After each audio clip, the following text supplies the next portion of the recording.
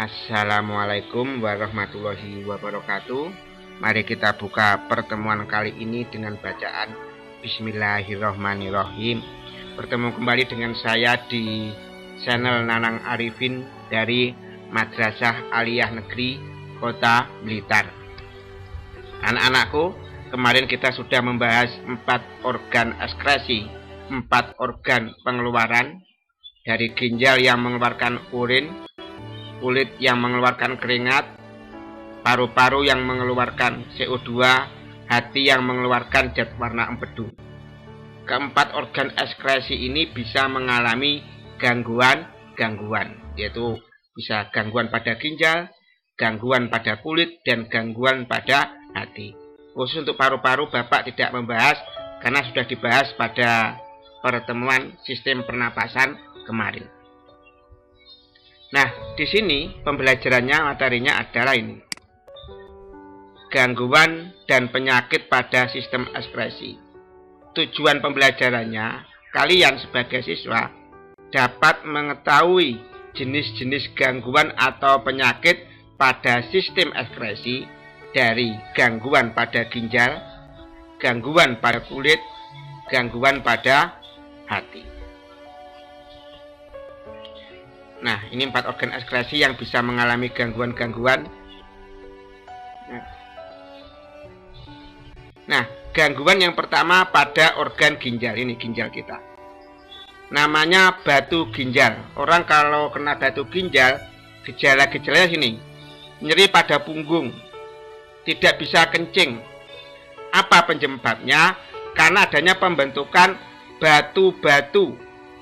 Ya, di sini ada batu-batu yang disebut urolithiasis. Ketika urin mengalami kejenuhan garam-garam, sehingga ada endapan-endapan garam. Di mana endapan-endapan garam batu-batu itu, batu ginjal itu 80% terdiri atas kalsium, sisanya asam urat, sistein, dan mineral struviat.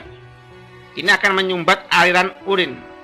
Bisa tersumbat di sini, di pelvis sini ya. Bisa juga di ureter sini. Bisa juga di tubulus, tersumbat oleh batu-batu tadi, sehingga tidak bisa kencing, urin nggak bisa keluar. Bagaimana pengobatannya? Kalau adanya endapan batu pada saluran kecil, yang pertama perlu pengobatan. Misalnya ada juga ini, daun kecil beling itu dapat menyembuhkan penyakit kencing batu. Itu bisa dibeli di apotek ekstraknya. Atau dengan menggunakan gelombang ultrasonik. Tapi kalau sudah membesar batu ginjal ya, bukan batu empedu. Nah, ini nanti perlu pembedahan, perlu ada operasi. Maaf, batu ginjal bukan batu empedu. Yang kedua, gangguan pada ginjal itu adalah albuminuria. Gejalanya apa? Pembengkakan yang berisi cairan pada bagian tubuh, misalnya pada wajah dan pergelangan tangan, itu bengkak-bengkak. Penyebabnya apa? Terdapatnya albumin atau protein dalam urin. Biasanya urinnya itu akan ada buih-buihnya atau busa-busanya. Ini karena kerusakan alat filtrasi penyaringan pada ginjal, pada glomerulus, sehingga di daerah kurang ada albumin, sehingga protein akan ke dalam urin kita, tidak tersaring. Ini akan mengakibatkan tekanan osmotik berkurang, sehingga cairan di pembuluh darah akan merembes ke luar, sehingga ada pembengkakan pada tangan dan wajah kita. Bagaimana pengobatan albuminuria? Untuk identifikasi albuminuria, selain gejala-gejala tadi pembengkakan, juga dilihat dari urinnya, bagaimana kandungan proteinnya. Ini kalau kandungan proteinnya tinggi, berarti ada penyakit albuminuria yang disebabkan kerusakan pada bagian ginjal, pada alat penyaringan, yaitu glomerulus. Itu nanti bisa kita praktekkan kalau kita ketemu uji protein urin kalian di laboratorium biologi. Nah, kalau pernah albuminuria, pengobatannya apa? Obat-obatan ya, itu dari resep dokter ya. Itu bisa dari AC atau obat ARB. Obat ini bisa membantu melindungi ginjal dari kerusakan. Itu pengobatan albuminuria. Gangguan pada ginjal yang ketiga itu diabetes mellitus atau kencing manis. Biasanya kalau parah, luka, maka lukanya sulit sembuh. Orang kalau kena diabetes, gejalanya apa? Hiperglisemia, peningkatan kadar gula darah 160, lebih dari 160 atau lebih dari 180. Maaf, itu kalau kadar gula tinggi berarti di atas 180. Poliuria, sering buang air kecil, volumenya besar. Gejala yang ketiga, C, polidipsia, rasa haus terus-menerus. Yang terakhir, orang kalau kena diabetes mellitus atau kencing manis, polifagia, mudah lapar. Nah, penyebabnya apa ini penyebabnya? Karena kurangnya produk hormon insulin yang dikeluarkan oleh pankreas kita. Di mana ini fungsinya adalah untuk mengatur kadar glukosa dalam darah. Artinya, hormon insulin itu mengubah glukosa zat gula menjadi glikogen. Kalau nggak dirubah, maka kadar glukosa akan melimpah di dalam darah. Jika banyak glukosa dalam darah, akan mengakibatkan beratnya ginjal, akhirnya terjadi gagal ginjal. Kalau sudah parah, bisa 1 minggu harus cuci darah di rumah sakit 2 kali sampai 3 kali. Hingga ada orang karena harus cuci darah setiap minggu, dia gagal berangkat haji. Selanjutnya gangguan pada ginjal itu kalau masih pada diabetes mellitus, kencing manis, pengobatannya apa? Terapi insulin, yaitu penyuntikan hormon insulin biar glukosa di dalam darah berubah menjadi glikogen.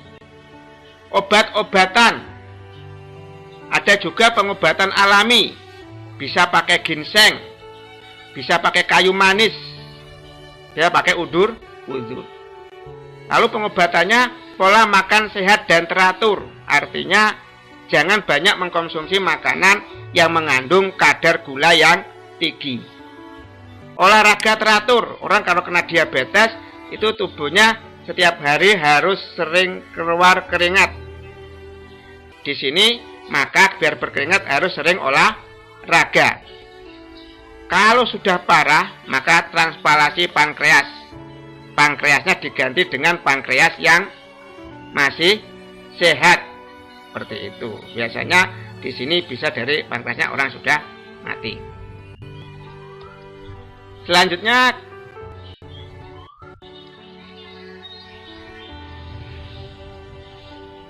gangguan pada kulit, organ kulit. Yang pertama jerawat. Orang kalau berjerawat, gejala-gejalanya kulit pada wajah, dada dan pada punggung itu meradang.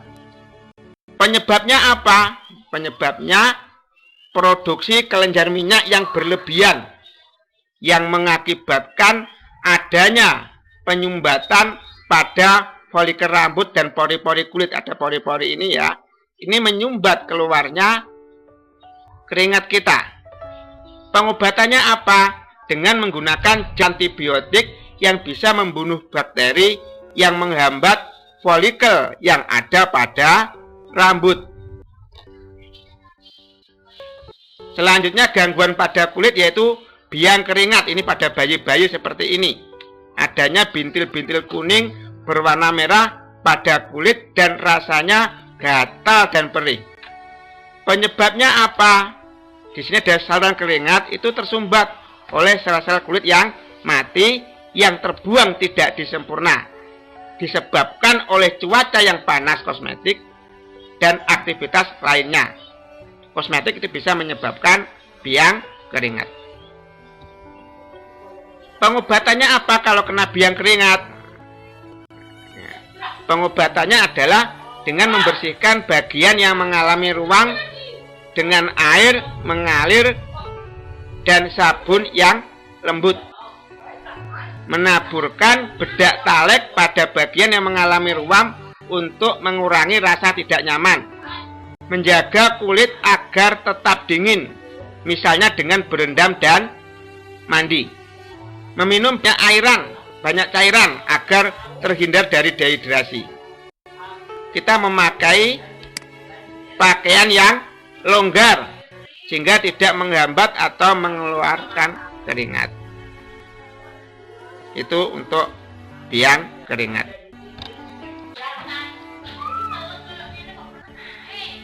Selanjutnya kalau pada paru-paru sudah kita bahas pada materi yang kemarin.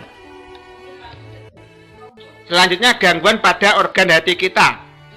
Penyakit kuning, ini penyakit kuning. Gejalanya demam, cepat lelah, pusing, kadang-kadang sampai pingsan. Kulit dan mata itu berwarna kuning karena bilirubin meningkat. Penyebabnya apa? Gangguan pada hati, ini saluran empedu ini terhambat. Gangguan pada metabolisme bilirubin, hasil sisa metabolisme itu terhambat alirannya, sehingga di sini nggak bisa mengalir ke saluran pembuangan, hanya terbuang ke pembuluh darah kita untuk bilirubinnya. Nah, kalau kena penyakit kuning, pengobatannya apa? Pertama, mengkonsumsi obat-obatan. Kalau sudah parah, transplantasi organ hati, penggantian organ hati yang rusak dari organ hati yang sehat. Ini bisa dari orang yang sudah meninggal dunia, maka bisa didonorkan pada orang yang masih hidup yang hatinya bermasalah. Nah, gangguan pada organ hati yang kedua adalah batu empedu. Adanya batu empedu sini pada saluran empedu. Gejalanya apa? Nyeri di punggung bagian atas, sering di sebelah kanan, tepat di bawah tulang rusuk kita. Nyeri di bahu atau punggung kanan Anda yang ada tempatnya hati. Sakit perut, muntah, masalah pencernaan lainnya termasuk gangguan pencernaan, mulas dan gas. Penyebabnya apa?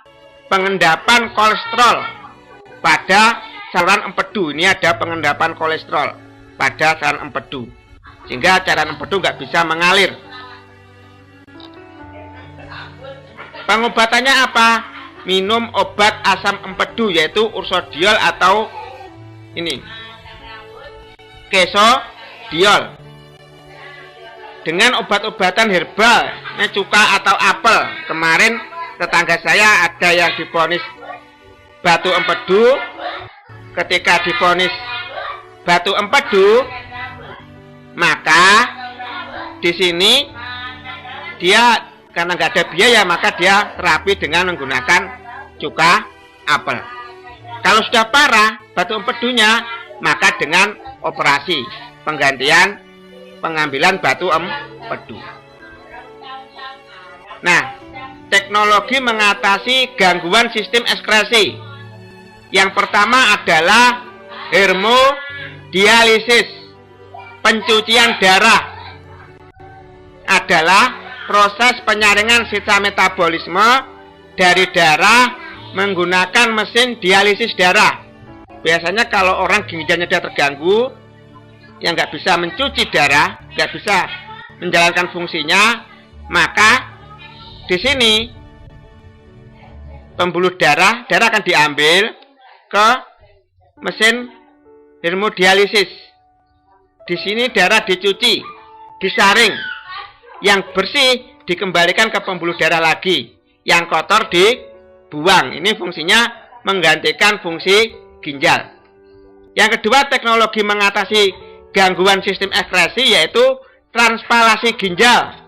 Memanfaatkan satu ginjal yang masih sehat, yang berfungsi dengan baik dari sang pendonor, orang yang ginjalnya sehat, diberikan kepada resipien, penerima yang ginjalnya sudah rusak.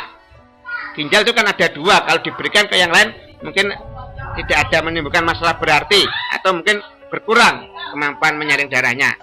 Ataupun ginjal diambil dari orang yang sudah meninggal dunia.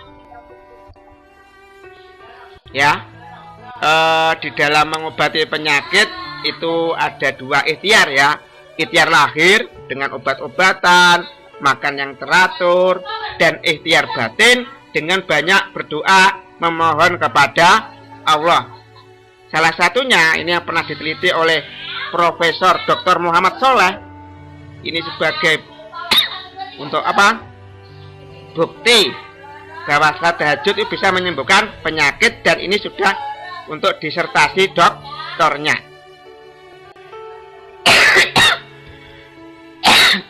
Mari kita tutup pertemuan kali ini dengan doa penutup majelis.